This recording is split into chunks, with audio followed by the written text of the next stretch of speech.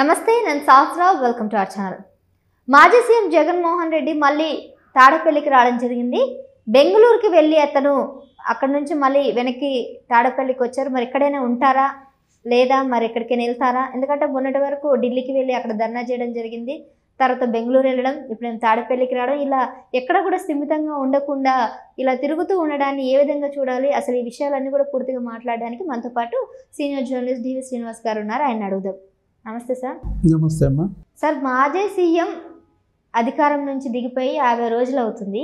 ఈ 50 రోజులలో ఆయనే ఏదేదో చేద్దాం అనుకొని ఏంటేంటో చేస్తూ ఉన్నారు. సో రీసెంట్గా వినుకొండలో జరిగిన రషీద్ హత్య కేసు గురించి చాలా నానా రచ్చ అయితే చేశారు. ఢిల్లీకి వెళ్ళి కూడా ధర్నా చేయడము, నేషనల్ మీడియాతో కూడా మాట్లాడము, కావాలనే నన్ను కక్ష కట్టి నేను చేయలేక నా అనుచరుల్ని నా మనుషుల్ని చంపుతున్నారు, ఓట్లు వేయలేదని చెప్పేసి ఓట్లు వేయని వాళ్ళందరినీ కూడా చంపేస్తుందా టీడీపీ కూటమి అన్నట్టు కూడా ఆయన ప్రశ్నించారు.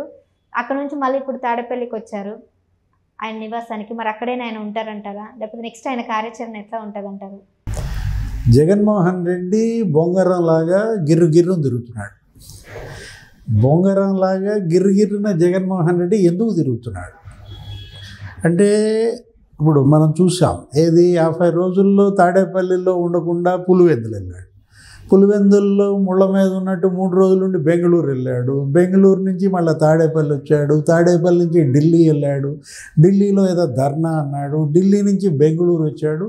మళ్ళీ ఇవాళ తాడేపల్లి వస్తున్నాడు. అసలు ఏంటి ఇలా ఏది గిర్రున జగన్మోహన్ రెడ్డి ఎందుకు తిరుగుతున్నాడు అంటే, ఇక భవిష్యత్ అంతా సుర్రేనా ఎలా చూడాలి? జగన్మోహన్ రెడ్డి భయపడుతున్నాడు.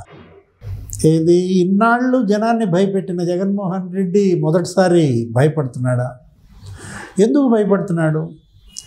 ఇప్పుడు తాడేపల్లిలో ఆయన కోరి కట్టించుకున్న ఇల్లు, అసలు ఎక్కడైనా సరే ఇవాళ ఆయన ప్యాలెస్లు, ఒక్కొక్క ప్యాలెస్ 500 కోట్లు. బెంగళూరు యలహంక ప్యాలెస్ కట్టించుకున్నారు 28 ఎకరాల్లో. రాజప్రసాదం అక్కడ ఉండడు స్థిరంగా. లోటస్ పాండ్ ఇక్కడ కట్టించాడు హైదరాబాద్లో, అది 500 కోట్లు. అది 60,000 స్క్వేర్ ఫీట్. అక్కడ ఉండడు. ఇక్కడ ఇప్పుడు తాడేపల్లి ప్యాలెస్ 2 ఎకరాల్లో కట్టించుకున్నాడు. ఇది ఒక 500 కోట్లు. అసలు ఏదైనా ఏ ఇల్లు అయినా సరే 500 కోట్లు లేదే దిగడు. ఇన్నిళ్ళు కట్టుకుని ఏ ఇంట్లో కూడా ఆయన స్థిరంగా ఉండకుండా ఎందుకు ఇంత తిరుగుతున్నాడంటే, ఎవరికి భయపడుతున్నాడు అంటే, ఇప్పుడు ముఖ్యమంత్రి చంద్రబాబు వరుస పెట్టి శ్వేతపత్రాలు ఇస్తున్నాడు. 7 శ్వేతపత్రాలకి భయపడుతున్నాడా? జనం అంటే ఎందుకు భయం? జనంలో ఉండాలంటే ఎందుకు భయపడుతున్నాడు? ఇప్పుడు మనం చూసాం, రషీద్ హత్య అయిందా, నువ్వు అన్నది ఏది, వినుకొండ రషీద్ హత్యకి వెళ్ళాడు. ఆ వెళ్ళినప్పుడు పెద్ద సినిమా చేశారు. వాళ్ళు ఇచ్చినటువంటి ఆ బుల్లెట్ ప్రూఫ్ వెహికల్లో 3 నిమిషాల్లో దిగిపోయాడు. దిగిపోయి ల్యాండ్ క్రూయిజర్ ప్రోడో కావాలంటాడు, లేకపోతే ఫార్చునర్ బుల్లెట్ ప్రూఫ్ కావాలంటాడు. అక్కడ ఏసీ పని చేయలేదు అంటాడు. వెళ్ళాడు ఎక్కడికి? వినుకొండ రషీద్ హత్యకి. సరే, రకరకాలుగా మాట్లాడాడు. నా వాళ్ళని చంపుతున్నారు, ఏదన్నా ఉంటే నన్నే చంపేయండి అన్నాడు. మొన్న మనం చూసాం ఢిల్లీ ధర్నాలో ఎన్డీటీవీ ఇంటర్వ్యూలో ఏమన్నాడు? ఏదన్నా ఉంటే నన్నే చంపండి, నా వాళ్ళని చంపబాకండి అంటే ఏంటి? చంపుతారనే భయమా? ఇప్పుడు అదే ఆ రిపోర్టర్ అడిగిన ప్రశ్నకి కావాలని కక్ష కట్టి ఇలా పగ తీర్చుకుంటారు, ఏదైనా ఉంటే నన్ను చంపండి, మా వాళ్ళని ఎందుకు శిక్షిస్తున్నారు అని అంటున్నారు. అక్కడ ఆయన వాళ్ళని ఒకవైపు అంటాడు, వైసీపీ పార్టీకి ఆయనకి ఏం సంబంధం లేదని అంటారు. ఒకవైపు అంటారు నా మనిషి అని అంటాడు. అంటే ఆయన చెప్పిన మాటల్లో కూడా 2 కరెక్ట్గా ఏది లేదు. అంటే ఆయన ఎందుకు చంపుతారు? ఇప్పుడు ఆ మాటల్లో ఎన్డీటీవీలో ఏదన్నా ఉంటే నన్ను చంపండి అని అన్నాడంటే చంపుతారన్న భయం వచ్చిందా? చంపే అంత తప్పులు ఆయన ఏం చేశాడు? ఎవరినన్నా ఆయన చంపించాడా? ఆయన ఎవరినన్నా చంపిస్తే వాళ్ళ బంధువులు, వాళ్ళ దాయాదులు, వాళ్ళ పిల్లలు ఈయన చంపుతారు. ఇప్పుడు నన్ను చంపుతారు అనే భయం నాకు వచ్చిందంటే నేను ఎవరో ఒకళ్ళని చంపించి ఉండాలి. జగన్మోహన్ రెడ్డి తను చంపించిన వాళ్ళంతా ఇవాళ తన మీద పగపట్టి తనను చంపుతారని భయపడుతున్నాడా? వివేకానంద రెడ్డి హత్య మనం చూసాం, కిరాతక హత్య. వివేకానంద రెడ్డి భయపడ్డా? వివేకానంద రెడ్డి సెక్యూరిటీ అడిగాడా? ఆయన మాజీ ముఖ్యమంత్రి రాజశేఖర రెడ్డి తమ్ముడు, ఇప్పుడు మాజీ ముఖ్యమంత్రి జగన్మోహన్ రెడ్డికి బాబాయి, కానీ సెక్యూరిటీ లేకుండా తిరుగుతాడు. ఏది తన కారులో జనాన్ని ఎక్కించుకుని కలెక్టరేట్ ఆఫీసుల చుట్టూ తిరిగి చేసి పెట్టేవాడు. జనం మనిషి మా నాన్న అని సునీత కూడా అన్న దీంట్లో. రాజశేఖర రెడ్డికి లేని భయం, వివేకానంద రెడ్డికి లేని భయం ఇతనికి ఎందుకు వస్తుంది? జగన్మోహన్ రెడ్డి 5 ఏళ్ల పరిపాలనలో బాధితుల సంఖ్య పెరిగిపోయారు. ఏంటి ఇవాళ మనం ముఖ్యమంత్రి చంద్రబాబు కూడా ఎన్నికల ప్రచారంలో ఎప్పుడు ఏమని చెప్పేవాడు? జగన్మోహన్ రెడ్డి బాధితుడు కానీ వ్యక్తి కానీ బాధితుడు కానీ కుటుంబం కానీ లేదనేవాడు. ఈ బాధితులందరి వల్ల అతనికి ముప్ప. నిన్న లోక్సభలో గురుమూర్తి వాళ్ళ ఎంపీ ఇదే అన్నాడు. ఏమని? జగన్మోహన్ రెడ్డి భద్రతకు ముప్పు ఉంది అన్నాడు. గురుమూర్తి లోక్సభలో మాటలు జగన్ మాటలు, అది జగన్ వాయిస్. ఎవరు పలికారు? గురుమూర్తి పలికాడు. జగన్ భద్రతకి ముప్పు ఉంది, జగన్ భద్రత కల్పించాలని నీ ఎంపీ ఆందోళన వ్యక్తం చేశాడంటే అది అతని భయం కాదు, నీ భయం. ఇప్పుడు 50 రోజులైంది ఆయన ఓడిపోయి, 986 మంది పోలీసులు ఆయన చుట్టూ కాపలా కాయట్లేదనా? ఇప్పుడు ఆయన ఒక చట్టం చేశాడు. స్పెషల్ సెక్యూరిటీ గ్రూప్ అనే ఒక యాక్ట్ తెచ్చుకుని తన భద్రత, తన పిల్లల భద్రత, విదేశాల్లో తన భార్య భద్రత, తన తల్లికి కూడా భద్రత ఇచ్చుకున్న దీంట్లో 986 మంది పోలీసులు లేనిదే జగన్కి నిద్రపడతలేదా? ఇప్పుడు ఆయన మాజీ ముఖ్యమంత్రిగా ఆయనకి ఎంత భద్రత కల్పించాలో ప్రభుత్వం అంత భద్రత కల్పిస్తోంది. షిఫ్ట్కి 310 మంది పోలీసులు కాపలా కాస్తేనే నీ కంటి మీద కొనుక్కు వస్తుందా? అంటే ఇప్పుడు ఇవన్నీ చూస్తా ఉంటే నిజంగానే ఆయనకి భయం పుట్టుకుందని అర్థమవుతుంది. ఎందుకు ఇలా గిర్రు తిరుగుతున్నాడు? భయం లేకపోతే, భయపడకపోతే తాడేపల్లిలో స్థిరంగా ఉండాలా? ఇందాక నువ్వు అన్నావు స్థిమితం లేకుండా తిరుగుతున్నాడు. ఓడిపోయినంత మాత్రాన భయపడేవాడు నాయకుడు ఎలా అవుతాడు?